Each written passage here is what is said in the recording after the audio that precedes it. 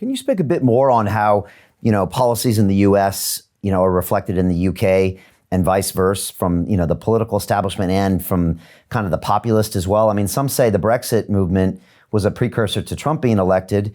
You, again, are in this weirdly unique place where you've got a foot kind of on each side and been able to kind of observe both. How do you see that as overall? And then how do you see that kind of moving forward? Yeah, I mean, that's I'll speak about the policy element just first, because I find that to be very, very interesting. The populist one, which I'll come to second, is very, very similar in many ways. The policy element, the policy discussion between the two countries is very, very interesting as an observer, because you do just find conversations in the US which just really aren't on the agenda in the UK. And there's both positives and negatives to that. The positive element is that I would say the US, for example, you come over here and you realize I'll talk about the EU, you realize just how stifling the European regulatory environment has been to British business. And you realize that the golden egg, which has been gifted to us through Brexit, is just bigger than you ever realized. Because as soon as you look at the regulatory environment in the US and you see what can be achieved with a low regulation society, you realize that actually the UK has been really hampered by its association with the Franco-German statist model of regulation. And that model of regulation has been rolled out and has been slow creep and has been, Thatcher talked about it in her later years. George Bridges, who was, one of the Conservative Party kind of main strategists, he talked about it. It's one of the reasons he came out in favor of the Leave argument, because he said, I don't know what my research staff are doing 70% of the time because they're doing work from Brussels. I saw it in my own business. I've seen it in the corporate world in London. And as a result, you've seen this slow creep of EU regulation. In the US, you just don't have that. And it's so refreshing to come over here and find this world where opportunity is rife. And, you drive through middle America and it's like people starting businesses. If there's an opportunity, they move quickly to take advantage of it. And it's just wonderful. There's such an entrepreneurial go-get-em spirit over here. And I love that. So that is one of the major kind of policy differences in the US, where I'm just like, that is a real boon to the American psyche. I think on the other side of the coin, then you've got the policy debates over here, because they are so divisive, that there isn't much middle ground to be had. And that is something where you do kind of, it concerns me, because sometimes you do need this sort of, you need both parties to work together. I mean, you did see it in somewhere like criminal justice reform. So criminal justice reform attracted both sides of the aisle and things got done. In the UK, there is a sense of, occasionally there's coming together, a bipartisanship where actually good pieces of legislation can be passed. In the US, as the debate becomes more and more divisive, and as Congress has now been lost to the Democrats, but the Senate is still with the Republicans, there's less and less which can be achieved. So you do sort of feel almost like there's a policy stalemate going on. And that can be concerning, because, of course, there does need to be legislation passed. There needs to, even if you're rolling back the frontiers of the state, even if you're deregulating, that still needs to be passed. So, there is a slightly more divisive system of government over here, which encourages people almost not to work together, because if they think they're going to win the next election, they'll just wait until after that election. So that is a negative, I would say. But in terms of kind of unique policies, which I find interesting to look at from both the UK and the US perspective. I mean, in the UK, for example, we just don't have the same debate around, for example, vaccinations, which I find very interesting. I don't have any stake in the game. I've never really been that interested in the debate, if I'm honest. And so it's just been fascinating to kind of watch and learn about what the difference is between the British style of medicine and the American style of medicine. That also plays into a larger healthcare debate. The US healthcare system is very, very different to the UK one. And there are very many good things about it. And there are, there are a few bad things about it, and we actually do quite a lot of work with a great lady who runs consumer rights advocates, I think it is, or patients' rights advocates, who advocate on behalf of patients against the kind of cartel of the medical insurers.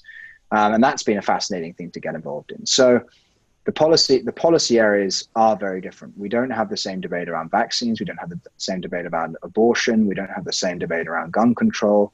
And all three of those points, when you actually come to the US, you start learning about them.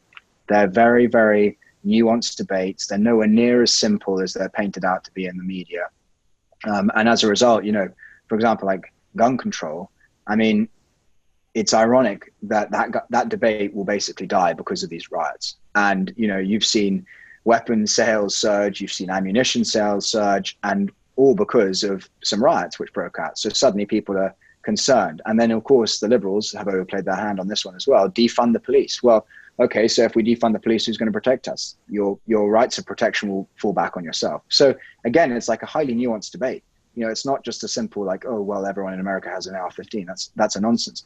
It's actually about the rights to defend oneself. And so I actually do think that debate could have far more of a nuanced angle taken on it by the international media, which has generally just portrayed it as, rednecks want their guns, which is just an absurd argument. Yeah. And then from the populist side of the argument, I mean, just quickly on that one, there is a lot of similarity about that. And I would say that, the UK and the US have both bought into that kind of populist wave, which has swept a lot of the Western world. And actually, the comparisons between Brexit and Trump, and then of course you saw similar. You're still seeing populist revolutions across most of Europe. You saw one in Brazil. It's that debate is part of a much wider movement, and I think the US is a key element to that, but I don't think it's a unique element to that. So Britain did lead the way in many ways, and I think that kind of that Brexit argument was so powerful, and it did show a lot of people that it can be done. And then the rest of the world has kind of followed, and it gives me some pride, in being a Brit, that I think we led the world on that one. And I think there's a handful of people in the UK who changed the debate to an extent where, we've actually changed the course of world history. And that's an enormously proud, it gives me a lot of pride to say that, Was that difficult for you? Because you must have gotten a lot of heat pushing that agenda over here. Yeah.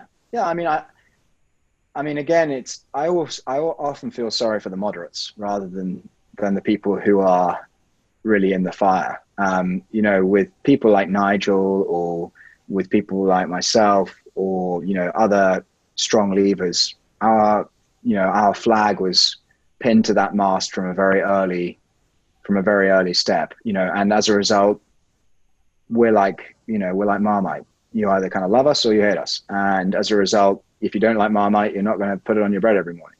It's that. As a result, I did get heat. I had friends who don't really speak to me much anymore, because of Brexit. I have other people, even in family, who don't really speak to me because of Brexit. But it doesn't really bother me, because it's just like, well, if our whole relationship was predicated upon my opinion about one political issue, then why were we friends in the first place? That's your decision. I've never ended a friendship because of it. But yeah, you receive heat. The moderates, however, the people who are the swing voters, who actually, I know a lot of friends and family who were those moderates, who were those people who took persuading, who wanted to hear the arguments from both sides. And when they decided to come down on the vote leave side, the backlash from members of their own family and friend group was far worse than it was for someone like myself, who, as I say, who had their colors pinned to the mast from a very early stage. They received so much heat, still to this day receive so much heat. And that makes me sad for them, because they got into a debate. They never thought this would be the outcome. They just thought they were voting on a particular issue to do with sovereignty and the future of Britain. It turned out to be something completely different, and now friends won't speak to them. That's something that shouldn't have to happen, but that's where that debate took Britain.